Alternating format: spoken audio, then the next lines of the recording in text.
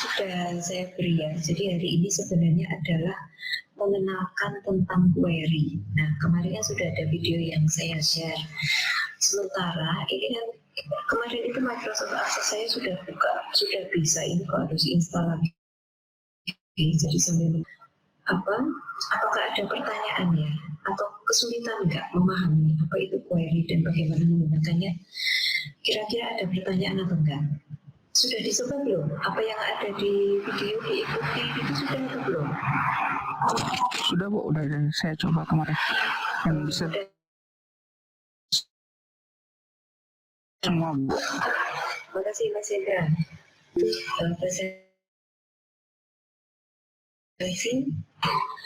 Apa teman-teman yang lain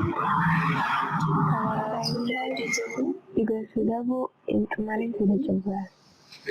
Gimana, ada kesulitan nggak Kak Maria?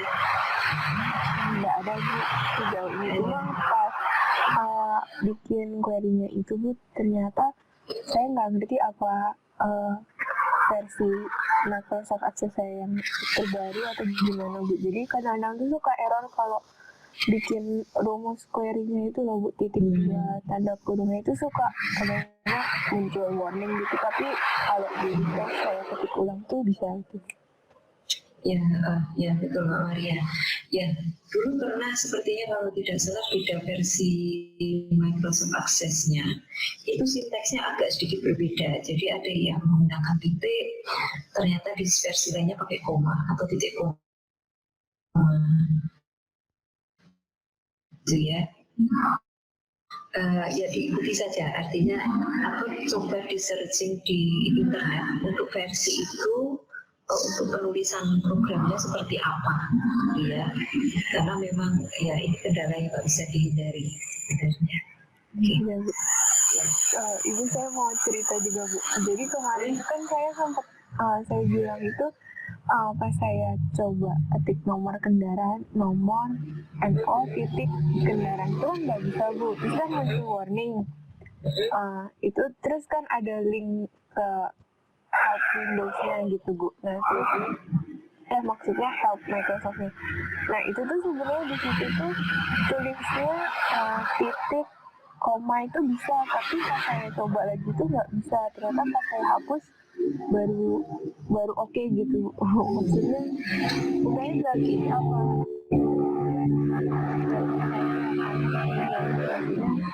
versi aksesnya yang rada aneh. Jadi tapi sejauh ini nggak ada masalah Bu, udah bisa saya coba-coba.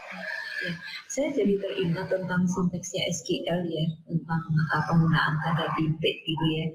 Karena di SQL itu, di bahasa pemrograman SQL, tanda titik itu punya arti tersendiri. Jadi itu seperti bagian dari tabel tertentu. Jadi misalkan saya punya tabel pelanggan, lalu saya punya atribut pelanggan, pakai kurung kotak tabel pelanggan, titik nama kurung kotak. Nah, titik di situ tuh menghubungkan pernyataan bahwa nama pelanggan itu adalah atribut dari tabel pelanggan.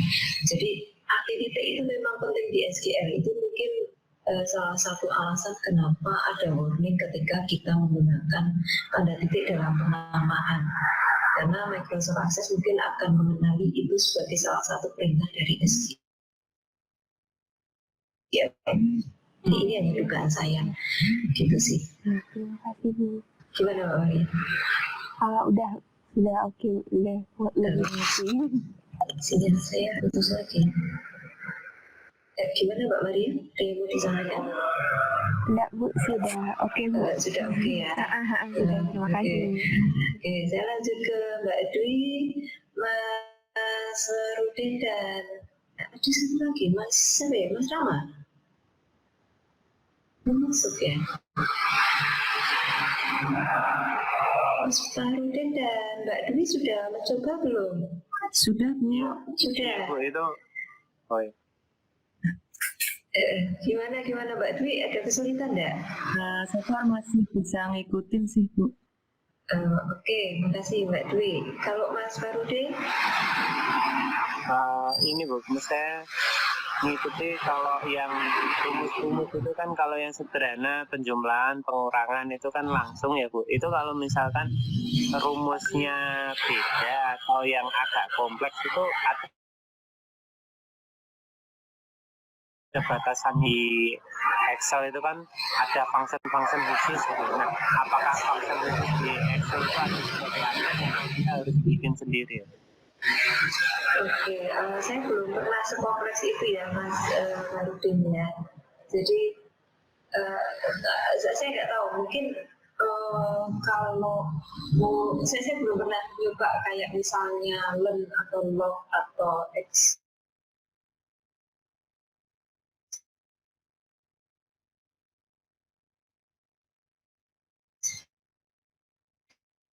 Kalau gitu ya, kalau misalkan terdapat rumus yang lebih kompleks lagi, biasanya ini mirip kan sama-sama Microsoft ya. Itu biasanya akhirnya menggunakan makro. Ya, kalau misalnya sudah terlalu kompleks, nah itu sudah nanti masuk ke VBA programming, yang Visual Basic Application Programming. Nah, nanti saya bisa kenalkan bagaimana menggunakan VBA. Tetapi nanti ya, ini dipahami dulu konsep-konsep dasar database-nya dulu, gitu ya. Nanti akan saya bawa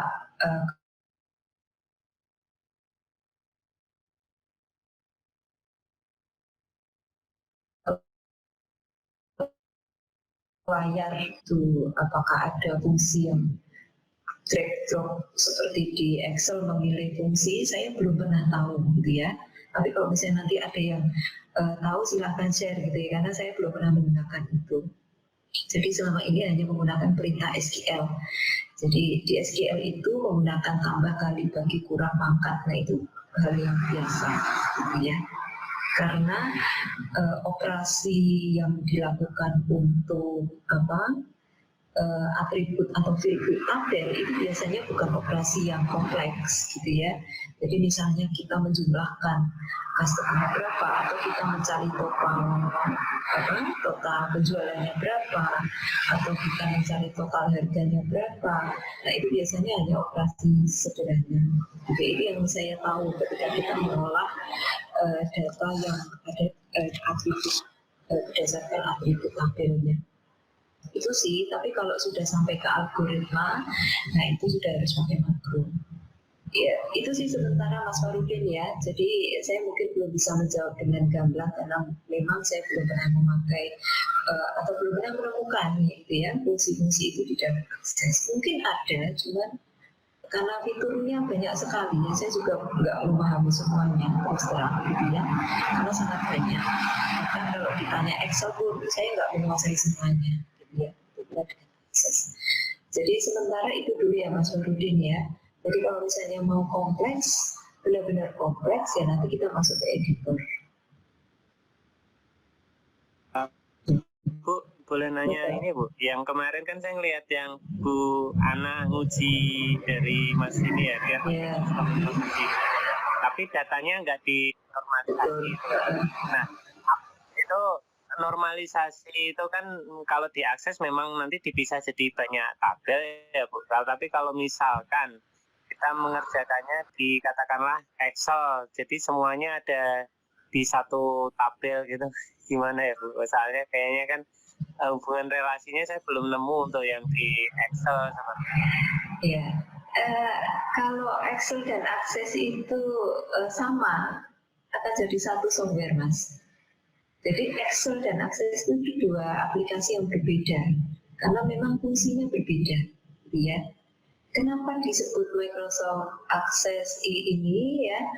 Karena Microsoft Access itu lebih ke arah database. Jadi kalau saya katakan Anda membuat database dalam Excel, itu nggak akan optimal. Atau misalkan ya dibuat satu tabel, jelas-jelas itu bukan database gitu ya. Nah kemarin kan waktu di itu saya kemarin uji itu ya, Semhas ya, hasilnya Mas Miftah. Saya kan sempat menyinggung ya, definisi database itu kan salah, ya. Kenapa? Karena database itu definisinya adalah kumpulan tabel dan relasi. Jadi ada banyak tabel, tapi terrelasi antara satu dengan lainnya. Itu disebut dengan database. Kalau kita hanya mempunyai satu tabel, itu bukan database, itu tabel. Gitu.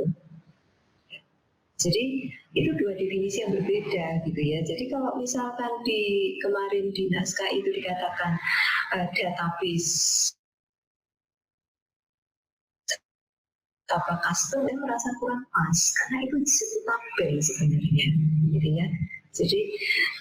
Jadi kalau dikembalikan ke Excel dan Microsoft Access itu memang fungsinya berbeda. Excel itu tidak didesain untuk membuat database, tapi Access itu didesain untuk membuat database, gitu loh.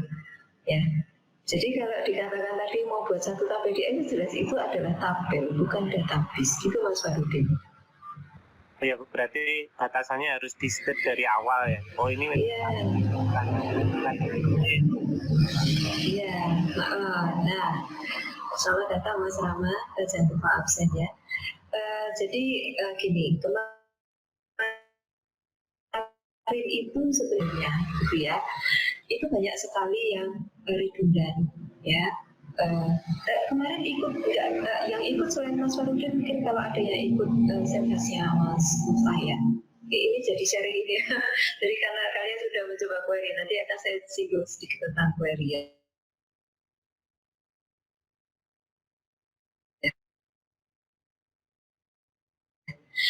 Kita menggunakan Microsoft Access, itu tabelnya kita sudah punya rancangannya. Jadi bukan berarti kita bisa menormalisasi tabel di Access, tidak gitu ya.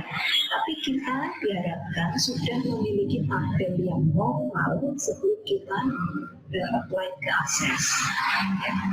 Jadi kita sudah memiliki tabel-tabel yang sudah dinormalisasi, sehingga kita sudah punya tabel A, B, C, D, E, baru kita masuk ke Access untuk membuat tabel-tabel itu ke dalam aplikasi itu. Gitu ya. Jadi kemarin ketika di Zenbas kemarin saya lihat ada banyak sekali tabel yang redundan atributnya. Contoh gitu ya, itu sangat jelas nama produk. Oke, saya akan share rekam ya. Ini sharing juga, nanti mungkin teman-teman akan kalau dalam konteks yang sama mungkin akan melihatnya. Ya. Jadi kan ini ada tabel order ya. Salah satu atribut tabel order kemarin itu kan ada ID produk ya. Di sini ada nama produk. Di sini ada tabel produk, katakanlah ya, saya lupa kemarin apa. Nah, di sini ada ID produk, ada nama produk. Lalu kemarin kan saya tanyakan, ini ada nama produk, ini ada nama produk. Dan saya tanyakan, di sini perlu enggak? Kan? Nah, kalau misalnya di sini tetap ada nama produk, lalu saya jadi punya pertanyaan baru. Kalau nama produk di sini diganti, apa yang terjadi dengan nama produk di sini? Gitu kan? Bukankah akan jadi konflik gitu ya? Sehingga itulah kembali ke pertanyaan saya sebelumnya. Kalau di sini ada nama produk, di sini ada nama produk, ini saya katakan ini nggak efisien gitu ya. Karena ketika kita mengganti yang ada di sini, kita harus mengganti pula yang ada di sini. Itu pekerjaan yang double gitu. Nah, sehingga idealnya ini tidak ada. Jadi ini adalah link dari ini ke sini. Jadi kalau kita ingin tahu ID produknya ID 01, namanya apa ya? Sudah dia merefer ke ID ini, namanya apa? Diambil, gitu ya. Nah, ini banyak sekali saya temui kemarin di susunan tabel-tabelnya, sehingga saya simpulkan bahwa tabel-tabel itu sama sekali tidak normal. Gitu. Ya, tidak hanya nama produk, ada beberapa komponen kemarin. Ya. Nah, itu ya. Jadi ini sekedar sharing kalau misalnya kemarin mungkin Mas Farudin juga ikut Semhas kemarin ya tentang sistem informasi. Kalau diakses akibatnya apa ya Bu? Kalau misalkan dari tabelnya masih ada yang tidak normal, apa ada peringatan warning tertentu atau enggak? Ya, makasih Mas Farudin. Warningnya hanya ada di kemarin, inferential integrity. Jadi akses akan mengecek di situ. Ya, jadi kalau misalkan terjadi banyak konflik, misalnya konflik yang tadi ya, di sini ada di sini ada nama produk, di sini nama produk, lalu di sini ada pergantian nama, lalu di sini tidak berubah, misalnya di sini tidak berubah. Nanti kalau dicek inferential integrity-nya itu kacau, itu pasti akan terjadi banyak warning.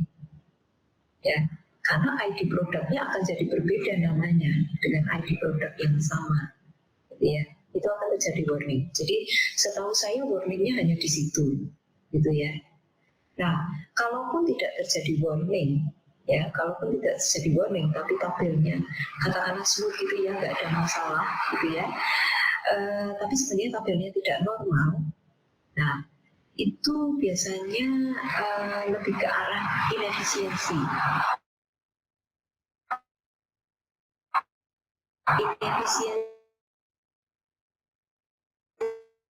Informasi dari waktu dan dari sisi space. Ya. Waktunya apa ya? Waktu ketika processing. Contoh paling sederhana itu waktu searching data itu lama, karena dia harus mencari bolak-balik atau mencari row yang sangat banyak, gitu ya. Bayangin saja kalau misalnya kita pakai Excel ya, di sini ada apa istilahnya, produk ya, produk A, B, C, D, E, berulang lagi gitu ya di bawah. Ini kalau di searching, misalnya ini dibeli oleh siapa, customer gitu ya. Ini customer 1, 2, 3, misalkan gitu ya. Produk ini misalnya searchingnya itu apa ya? Kita mencari produk apa yang belum misalnya produk E itu sudah pernah dibeli atau belum, atau dibeli ya, digunakan transaksi atau belum. Nah, itu akan searching per line. Bayangin aja kalau misalnya row atau recordnya itu ribuan, itu searchingnya lama sekali. Ya, itu dari sisi waktu, inefisien. Kalau dari sisi space, otomatis kalau ada data redundant itu akan boros ya. Jadi memorinya akan makan banyak. Nah, database itu biasanya dirancang untuk menghandle sistem yang memang datanya itu expanding gitu ya, berkembang. Nah, bayangin saja misalkan kita punya data penjualan dari tahun 2015, itu expanding terus datanya, gitu ya. Sampai tahun ke depan itu akan berkembang terus. Jadi membutuhkan memori yang sangat besar kalau tidak dimanage, gitu ya. Jadi inefisiensinya ada dua ini. Ya. Itu Mas Farudin yang mungkin bisa saya sampaikan terkait pertanyaannya. Gimana? Ada pertanyaan lain? Halo? Ini suara saya kedengaran enggak? Sudah oke ya? Sudah Bu, inefisiensi tadi Bu, sama konflik integrity. Ya, oke. Mas Rama yang tadi barusan gabung, Mas Rama sudah nyoba query yang ada di video atau belum ya Mas Rama ya? Sudah Bu. Oke, ada kesulitan nggak? Yang di Ibu kirim itu alhamdulillah lancar-lancar aja Bu. Oke. Berarti makasih ya Mas Rama. Jadi saya simpulkan semua sudah mencoba ya. Nah, sekarang pertanyaannya saya ingin mengulas sedikit. Saya mungkin tidak, kalau kalian ada masalah dengan akses, kita akan masuk ke Microsoft Access ya. Karena kalau saya ulangi lagi video kan kayaknya jadi aneh ya, kalian sudah mencobanya sendiri dan bisa gitu ya. Dan saya akan sedikit mengulas tentang apa itu query. Jadi ada banyak, saya akan sedikit memberikan tips gitu ya ketika mendesain database gitu ya. Ada ada jebakan atau biasanya teman-teman itu terjebak ketika membuat database. Jadi misalkan saya punya nota ya, pernah ke warung makan atau beli barang ya. Ini kan ada ID transaksi atau nomor faktur gitu ya. Lalu tanggal berapa dan seterusnya. Lalu di sini ada nomor produknya apa, lalu jumlahnya berapa, harga, price, kemudian total. Ya. Dan misalnya nomor 1 produk A, kuantitinya 2, harganya 1.000, totalnya jadi 2.000. Begitu pula yang 2, misalnya B, ini 1, 2.000, ini 2.000. Lalu di sini ada total semuanya jadinya 4.000. Gitu ya. Nah, kalau ini diubah, kalian diminta untuk membuat database-nya. Kira-kira akan punya tabel berapa? Tabelnya sebelumnya intinya paling basic itu ada 3, gitu ya. Ini kalau yang jelas akan ada transaksi. Ya, ada transaksi. Karena di sini ada produk, di sini pasti ada tabel produk. Ya. Oke. Kalau ada customer, kalau misalnya kita punya pelanggan, ya kita tinggal tambahkan pelanggan. Nah, transaksi biasanya akan punya ID faktur atau nomor faktur ya, apapun itu.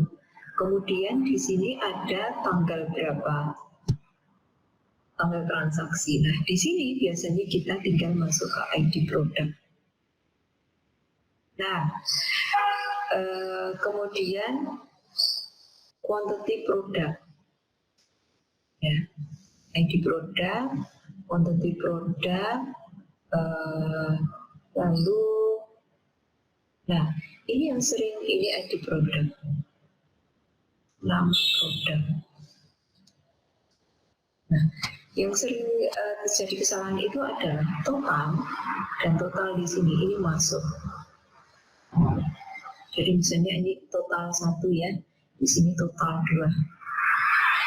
Ini yang sering menjadi satu kesalahan gitu ya. Kenapa? Karena total 1 dan total 2 ini adalah secondary atribut. Ya, jadi saya katakan secondary karena dia adalah turunan atau dia isinya itu adalah hasil dari processing atribut yang lain. Ya. Sehingga ini tidak seharusnya masuk ke tabel dasar. Jadi kalau ada kondisi field yang secondary seperti ini, ya, ini biasanya ya ini sudah ketika Anda sudah belajar query, inilah yang nantinya ini adalah diproses di dalam query. Ya, jadi tabel dasarnya atau tabel intinya itu berisi field yang memang itu primer gitu ya, utama, jadi bukan turunan gitu ya. Yang turunan itu semua nanti masuk ke query. Gitu ya. Nah, ini lebih efisien gitu ya. Ini lebih efisien ya. Sekalipun memang mungkin ada yang berpikir kalau dimasukkan ke total kan bisa juga gitu ya. Bisa.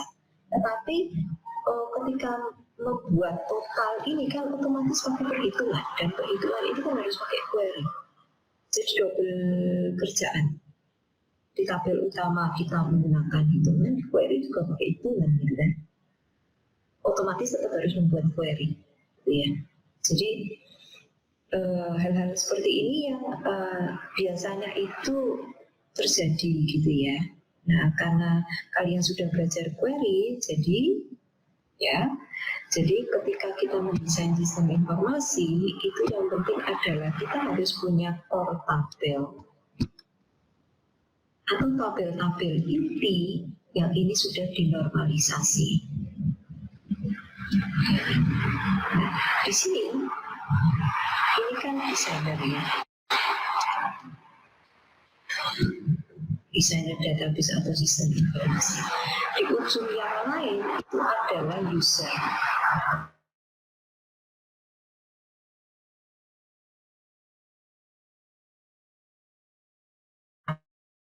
offline. Hasilnya kayak apa dia tuh nggak bakalan biasanya nggak akan care gitu ya. Jadi nggak akan concern, dia hanya concern pokoknya saya mau report bentuknya seperti ini, atau saya mau dibuatkan formulir yang bisa mengcapture data A, B, C, D, E dan seterusnya. Jadi ini sudah user friendly di sini ya. Jadi saya katakan di sini harus user friendly. Ini layar graphical user interface. Jadi ini layar interaksi dengan user. Nah, di belakang layar itu di bagian ini, behind the scene. Ini nggak terlihat oleh user. Nah, bagaimana caranya? Ya ini tadi sebenarnya kita punya tabel-tabel yang normal. Kemudian untuk supaya kita bisa membuat report, supaya kita bisa membuat formulir, di sini kita perlu web. Ya. Jadi kita perlu query.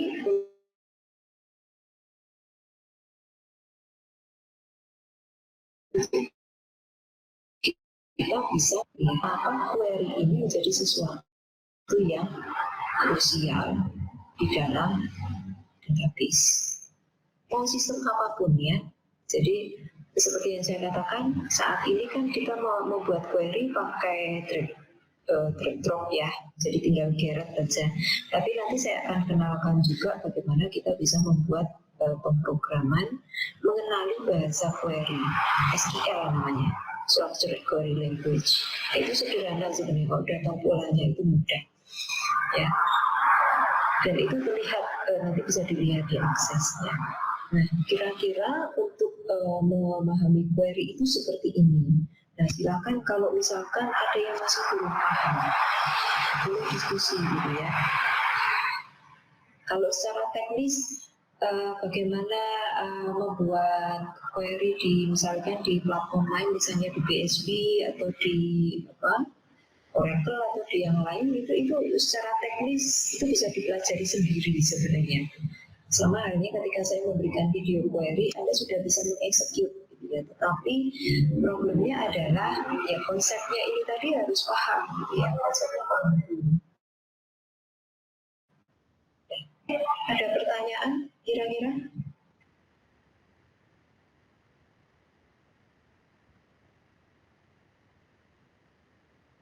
Atau ada tujuan yang lain ya Bu? Gimana tujuan utamanya apa tadi keputus?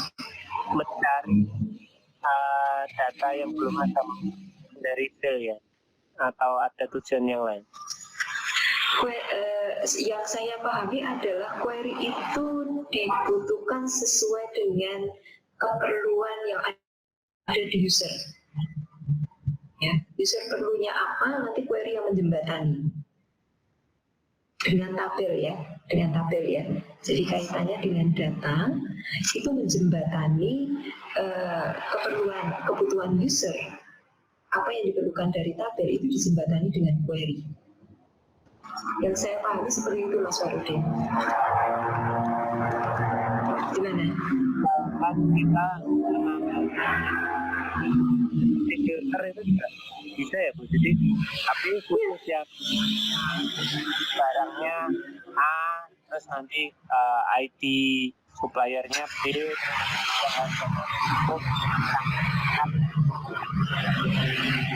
ya. Jadi kalau bicara masalah filtering itu termasuk query. Ya. Jadi tipe query itu begini, yang saya sampaikan di video itu hanya sebagian dari query. Ya. Tipe query itu banyak sekali, ya. Sangat banyak. Ya. Ada nanti ketika kita bicara SQL itu ada syntax query-nya. Kalau kita mau filtering itu nanti programnya seperti apa, komennya apa. Lalu kalau kita mau mengambil beberapa field sekaligus itu nanti bagaimana programnya, itu termasuk query. Ya. Ada banyak sekali query, jadi saya tidak menjelaskan semuanya di video yang kemarin, ya. Jadi masih ada query-query yang lain gitu ya. Jadi tidak terbatas yang di video saja. Itu Mas Farudin. Iya Bu. Yang alasan ini Bu, yang fill tadi kok hanya yang ditulis yang di core saja, enggak ditulis juga yang secondary, saya masih belum paham Bu. Mungkin bisa dulu. Gimana Mas? Yang alasan itu kan tabel total tadi kan enggak ditulis ya, itu nanti di query saja. Nah, alasannya efeknya apa ya Bu? Misalkan ditulis dari awal terus langsung dihitung dengan nanti pas saat query saja gitu. Oke.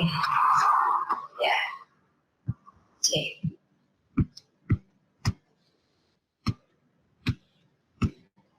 Kalau kita punya tabel transaksi ya, ini tabel. Kemudian ini ada nomor faktur. Kemudian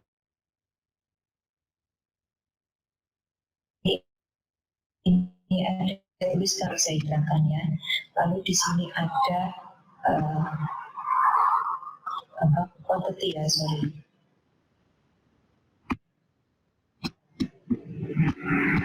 Quantity produk gitu ya.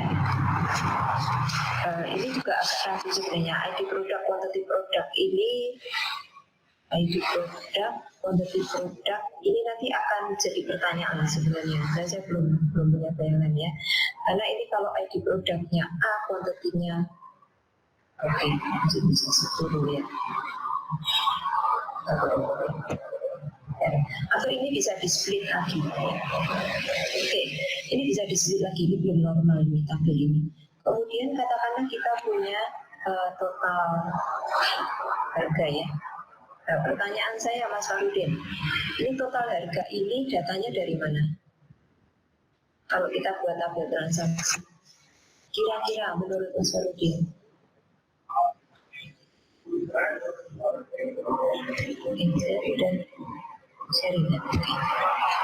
Kira-kira total harga ini datanya itu dari luar, yaitu manual, atau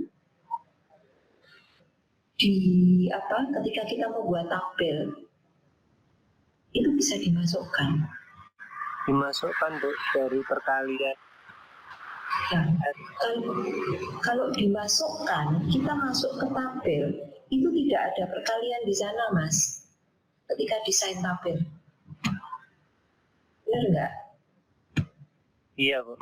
Ya kan, nggak ada kan, karena ketika kita desain tabel yang terjadi itu adalah ya desain tabel dengan atribut field-nya, ya kan? Jadi create tabel hanya field-nya data type, gitu kan? Jadi kontennya sendiri itu harus diproses dengan query, gitu kan? Jadi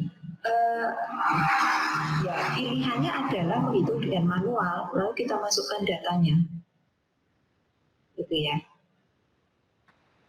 Kita masukkan datanya. Nah, kalau seperti itu ya nggak apa-apa gitu ya. Tetapi ya tergantung si penggunanya kerepotan atau tidak. Kalau nggak kerepotan ya nggak apa-apa gitu. Tergantung usernya. Itu sih. Ya. Jadi itulah kenapa saya itu kalau mendesain seperti cenderung ini saya hilangkan gitu ya. Ini saya hilangkan. Dan sini nanti akan ada di query. Jadi kan kita akan punya query. Jadi ketika kita membuat query di sini di bagian navigasi di sini ya sebelah kiri, ini akan muncul query-query.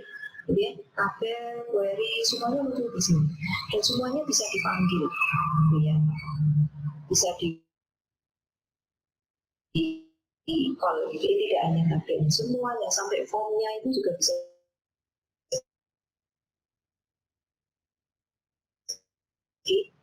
Dan kalau misalkan di sini total harga ya itu tadi boros space gitu loh. Kalau saya sih berpikir dia akan boros space ya, karena ya kalau dihitung manual sih artinya datanya data input manual satu repot kan. Kalau dari sisi space-nya ya kita nggak tidak seharusnya bikin query kalau mau hemat space ya. Kalau total harganya sudah ada di sini, query nggak perlu. Tapi kalau masih melakukan query ya itu boros space juga gitu. Itu sih yang bisa saya pikirkan gitu ya. Itu sih Mas Farudin, lebih cenderung ke desainnya aja sih. Gimana? Ya, jadi intinya kalau semua yang turunan olahan itu mendingan masuk query semua, gitu ya. Jadi jangan dimasukkan ke tabel utama, gitu. Mbak Maria tadi ada yang ingin ditanyakan sepertinya. Iya Bu, saya ingin bertanya, tapi saya juga masih bingung sih, maksudnya query itu nanti berarti semuanya itu asalnya dari core tabel ke query, nggak bisa backward gitu ya Bu, maksudnya dari query baru jadi basic tabel gitu Bu, maksudnya gitu Bu.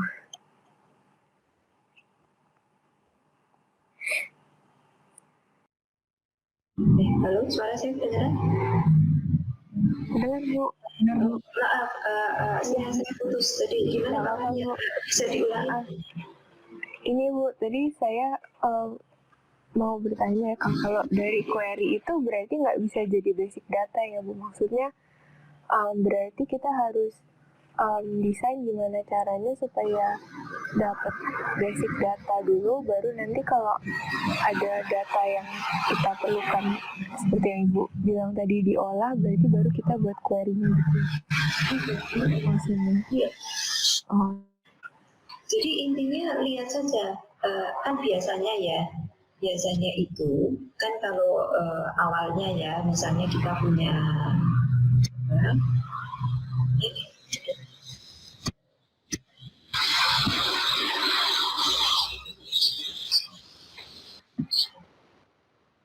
Lihat nggak share saya?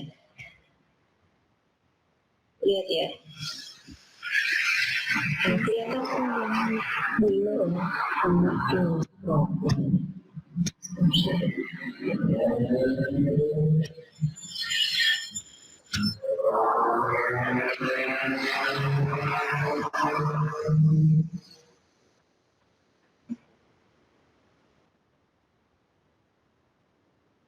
Sudah kelihatan ya?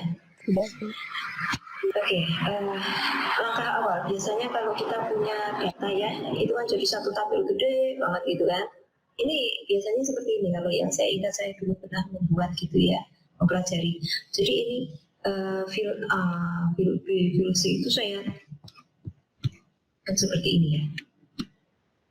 Kan, ini field-fieldnya, jadi field saya pakai 1, 2, 3 dan seterusnya. Nah, bagaimana cara membreakdown field-field ini? Dan saya nggak tahu Pak Budi Dharma mengajarkan ketergantungan field enggak? Atau istilahnya apa ya? Field dependency. Apa ini? Ketergantungan fungsional dependency. Ya, itu diajarkan oleh Pak Budi Dharma enggak? Jadi misalnya ini ada ID program, ini ada nama program, ya. Nah, ini tergantung pada atau ID produk menentukan nama produk. Ini diajari enggak? Iya diajari Bu. Yang parsial dan transitif itu. Ya, jadi yang pertama kita harus menentukan fungsionalnya. Jadi siapa menentukan data apa? Ini nanti menentukan data ini, menentukan data ini. Nah, setelah dilihat ketergantungannya ini, kita breakdown. Di split tabelnya, jadi yang 1, 2, 3 misalkan ini ya, ini jadi satu tabel, ini satu tabel, ini jadi satu tabel sendiri, tabel. Dan seterusnya. Ini nanti kita uji, ini ya, normalisasi 1, 2, 3 kita uji semuanya. Cek normalisasi 1 sudah lolos belum, normalisasi 2 sudah lolos belum, normalisasi 3 lolos belum. Kalau saya sih caranya dulu saya seperti ini, gitu ya. Jadi dari satu tabel besar, ya, Lalu misalkan ada tabel di sini, misalkan tadi ada total harga. Nah, mungkin di sini ada nomor faktur ya, nomor 4 misalkan ID faktur. Lalu kita berpikir ID faktur itu menentukan total harga. Oke deh, masukkan dulu, tidak ada masalah gitu kan, dimasukkan dulu. Ya, nanti akan kelihatan lama-lama. Ya. Jadi misalnya di sini yang tadi ya sama seperti gambarnya tadi, jadi transaksi di sini ada total harga. Nah, setelah di sini kita bisa evaluasi gitu kan. Total harga di sini, ini datanya, nah ini pertanyaannya, ini data primer atau data sekunder yang ada di setiap tabel. Ya. Kalau kita bisa mengidentifikasi, oh ternyata ada data sekunder, ini bisa kita keluarkan dengan catatan atau masuk ke query atau diproses dengan query. Gitu ya. Jadi proses identifikasinya bisa di awal, bisa di akhir sebenarnya. Kalau ini kan agak di akhir ya. Jadi kita masukkan dulu ke masing-masing tabel, lalu kita identifikasi mana yang data primer, mana yang sekunder, kita keluarkan yang sekunder. Baru setelah itu kita buat ya, relasinya. Gitu. Itu Mbak Maria? Ya, Bu. Sudah jelas, Bu. Terima kasih. Itu ya. Ya. Jadi, terima kasih. Ya. Nah, memang saya nggak tahu kalian sudah mulai membuat case kalian masing-masing atau belum ya. Biasanya kalau sudah kalau ada waktu sebenarnya, biasanya dengan teman-teman yang saya ajarkan informasi, saya berikan satu challenge sebenarnya. Challenge-nya itu biasanya saya kasih nota warung deh. Itu kan UKM ya, UKM banget. Warung makan, ini ada nota seperti itu, dibuatkan database-nya. Itu aja yang biasanya saya itu kasih challenge ya. Mirip tetapi tidak sesimpel yang dibayangkan sebenarnya ya. Nah, kalau kalian nanti mungkin kalau di minggu terakhir ya 6 atau 7 kalau misalnya sekarang udah ter-challenge mungkin Mas Sarudin kayaknya karena mungkin tesisnya ke arah situ ya, itu bisa dicoba gitu ya. Punya nota itu coba dibuat database-nya. Ya, kalau itu bisa dan normal datanya, tapi harus dengan normalisasi ya. Tabelnya harus normal. Berarti paling nggak sudah lurus untuk kalau ingin membuatkan database UKM minimal UKM warung lah, itu kan UKM juga. Minimal ya bisa dikatakan oke lah gitu ya. Jadi itu challenge kalau misalnya kalian ada waktu ya, ada waktu itu notanya jangan dibuang, diteliti, dibuat satu tabel besar, nanti dibuat ketergantungan fungsinya, split tabelnya, dinormalisasi semuanya atau misalkan dukungannya yang besar. Tapi di integritinya masukin data recordnya ya, jadi recordnya harus ada. Kalau recordnya nggak ada nanti nggak terdeteksi errornya. Record itu data yang harus dimasukkan. Cek referensi integritinya, kalau sudah oke, berarti sudah oke. Gitu. Ya challenge. Nanti siapa yang bisa mungkin kita bahas di minggu terakhir, gitu ya. Oke, ada pertanyaan lain nggak? Bu, berarti yang dimasukkan di akses yang tabel kecil ya, Bu? Bu, iya. Bisa primary key tidak boleh foreign. Foreign key tadi kok saya agak bingung. Gimana Mas Farudin? Kalau kemarin sebelumnya kan diajari ada primary key, ada foreign key, tabelnya. Nah, berarti dimasukkan itu yang sudah tidak ada foreign key, yang udah cuman tabel kecil-kecil yang jadi primary key semua itu ya, Bu ya. Foreign key itu apa sih Mas sebenarnya? Apa itu foreign key? Foreign key itu kalau sebelumnya ini dari primary key di tabel yang kedua dia jadi foreign key gitu di tabel yang pertama gitu. Karena di tabel yang primary key-nya yang berbeda itu. Oke, ya. Harus dihapus ya. Jadi kalau ada relasi itu pasti ada primary key, ada foreign key. Jadi kalau misalnya di sini ya, ini ada ID A, ini ada ID B. Kalau di sini menjadi primary key, di sini menjadi foreign key. Bukannya begitu ya? Yang primary key bukannya apa mas? Yang primary key bukannya yang di akhirnya yang B ya, ID B ya? Oh, enggak, primary key itu adalah kunci untuk menghubungkan. Ya, kunci untuk menghubungkan. Ya, jadi saya kasih contoh ya.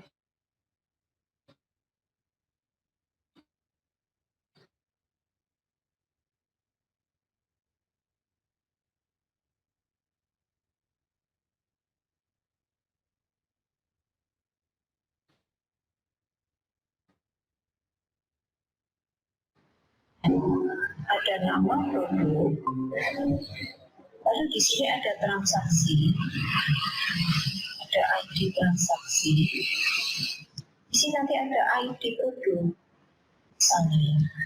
Nah, yang jadi primary key itu yang ini,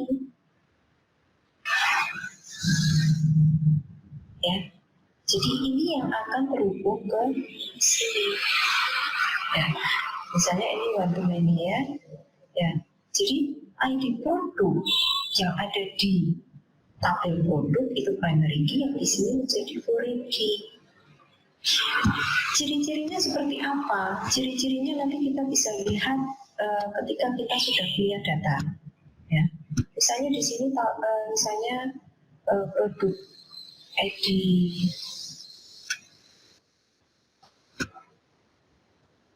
satu, misalnya produknya A, 2 produknya B, 3 produknya C. Transaksi, misalnya ID transaksi, di sini ada ID produk ya.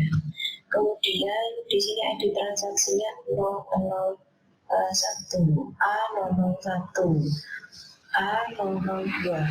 Ini ID produknya misalnya 1, di sini ID produknya 3, gitu ya. Atau di sini ada A003, ini ID produknya 1 yang dijual, gitu ya. Nah, kita bisa lihat syaratnya primary key apa? Nggak boleh redundant kan? Itu syarat utama kan? Syarat utamanya nggak boleh redundant.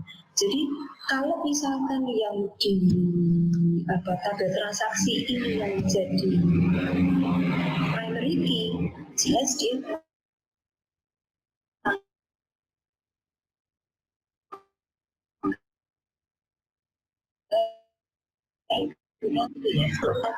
Ini akan berlangsung dengan di sini. Data ada di sini. Ini kan redundansi. Ya, tapi di sini ini hanya boleh ada satu ID. Jadi primary key-nya harus ada yang di tabel utamanya istilahnya gitu ya. Kebalik enggak Mas Farudin dengan pemahamannya jenengan? Iya Bu. Kebalik atau enggak kebalik? Ini berarti yang A001 yang transaksi ya, 002 ya? Ini mungkin bisa jadi primary key di tabel transaksi. Yang ini ya, di transaksi. Tetapi hati-hati, kalau misalkan produknya lebih dari 1, ini nggak bisa jadi primary key. Jadi lebih dari 1 misalnya ya, ini akan ada sisipan A0. Jadi sisipannya misalnya di sini A001, tapi produknya ada 2. Jadi transaksi A001 itu ada produk 1 dan produk 2. Nah, kalau kasusnya seperti ini tidak boleh jadi primary key. Karena nggak mungkin, karena dia redundant. Atau di tabel transaksi nggak perlu pakai primary key, nggak apa-apa sebenarnya. Jadi setiap tabel itu tidak harus punya primary key. Jadi diakses akan terlihat tidak pakai primary key tidak akan mati transaksi. Kecuali bahwa nanti di tabel transaksi dia terhubung dengan tabel lainnya. Nah ini harus ada primary key. Entah dia, kalau misalkan seperti ini biasanya opposite, biasanya ID transaksi dan tanggal gitu ya. Itu bisa dijadikan composite primary key. Jadi kemarin kan sudah sempat saya singgung, aksesnya bagaimana membuat composite primary key. Gitu. Itu kasusnya ada di ini. Kalau kasus yang paling dekat itu di database nilai. Ya. Database nilai itu nama data mahasiswa, kemudian ya kalau di database nilai itu biasanya di sini ada tabel mahasiswa, lalu ada mata kuliah, lalu di sini ada tabel nilai. Ini NIM, IDMK, di sini ada NIM, IDMK, nilai. Jadi ini terrelasi dengan sini, IDMK masuk ke sini, ini primary key, ini primary key.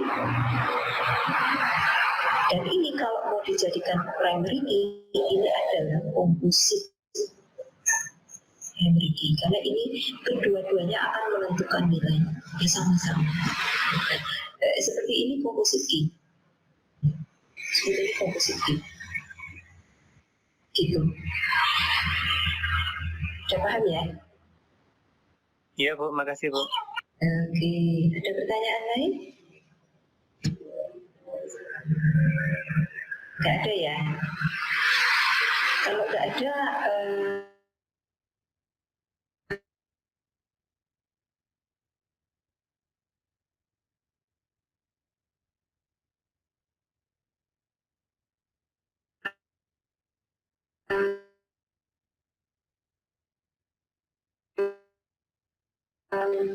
saya minggu depan atau saya untuk minggu depan share yang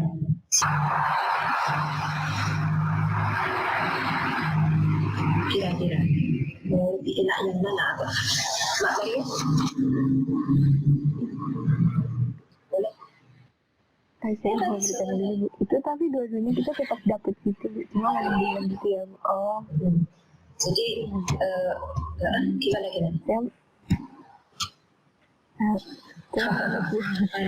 Jadi gini, pertama itu kan kita kan tabel desain ya,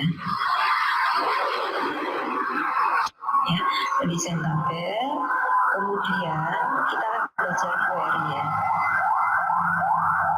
Sebenarnya selanjutnya ini adalah kita akan membuat form dan report atau report.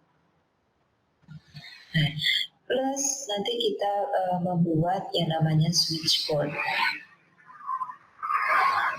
Ya. Kemudian kalau ini di query ini kan ada dua cara. Ya. Yang pertama adalah cara yang kemarin gitu ya, dengan aplikasi yang ada di akses atau dengan perintah SQL. Ya. Nah, kalau ini sudah selesai, saya akan lanjutkan untuk mengenalkan ke VBA. Ya. Jadi kalau ini sudah selesai, saya akan bawa untuk mengenalkan bagaimana menggunakan Visual Basic Editor ya untuk programming di Microsoft Access. Jadi secara garis besar seperti ini gitu ya, yang akan saya berikan secara keseluruhan. Ya. Nah, ini kan pertemuan ketiga ya. Kita sampai di query, jadi kita masih kita punya 4 pertemuan. Jadi ini masih belum, ini belum. Jadi paling tidak ada 3. Nah, saya nggak tahu PPA ini apakah nanti bisa 1 kali pertemuan. Lalu kalau report switchboard ini apakah bisa 1 kali pertemuan? Sebenarnya bisa, asal caranya sama dengan minggu ini. Ya, jadi kalian mencoba dulu sendiri, saya berikan videonya, dibuat, kemudian nanti kalau ada kesulitan kita diskusikan seperti hari ini. Kecuali yang VBA, saya belum punya videonya, jadi untuk VBA mungkin nanti akan kita kerjakan bersama-sama. Jadi ini mungkin bisa 1 sampai 2 kali. Ya. Itu sih, sehingga pilihannya minggu depan kita mau masuk ke SQL atau kita masuk ke form switch form atau ke SQL dulu ya, mumpung masih dalam konteks query gitu ya. Iya Bu, menurut saya juga untuk SQL Bu.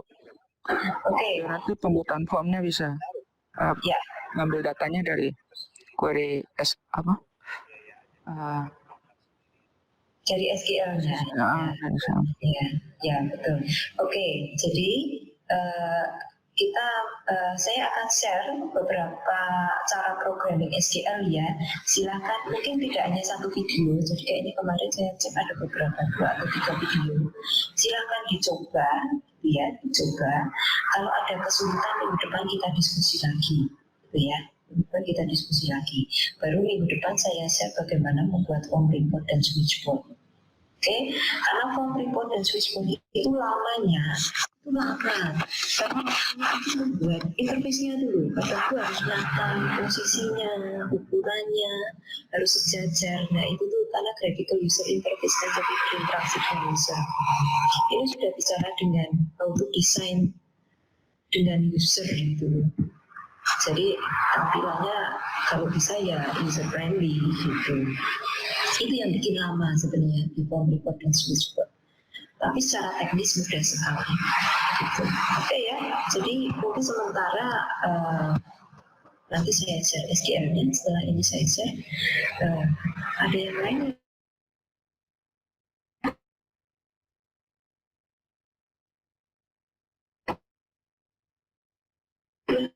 Ini diskusikan ya. Untuk yang materi hari ini, jadi kan lebih enak kalau saya sih lebih suka diskusi begini. Jadi karena ini teknis sekali, saya ngajarin akses itu kadang itu ini hal yang sebenarnya bisa dipelajari sendiri. Cuman masalahnya tinggal dipaksa aja itu memang atau enggak. Gitu. Asal bisa memaksa diri sendiri itu apapun programming itu bisa dipelajari sendiri. Gitu ya. Cuma karena tidak ada yang maksa aja, jadi makanya nggak jalan. Jadi karena ini saya paksa untuk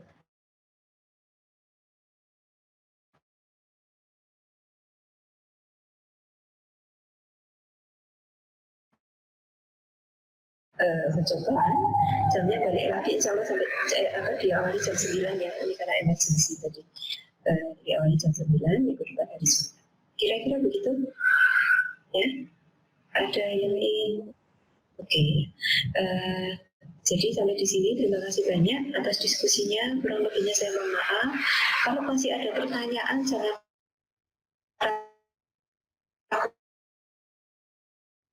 ragu ditanya. Saya tutup hari ini ya.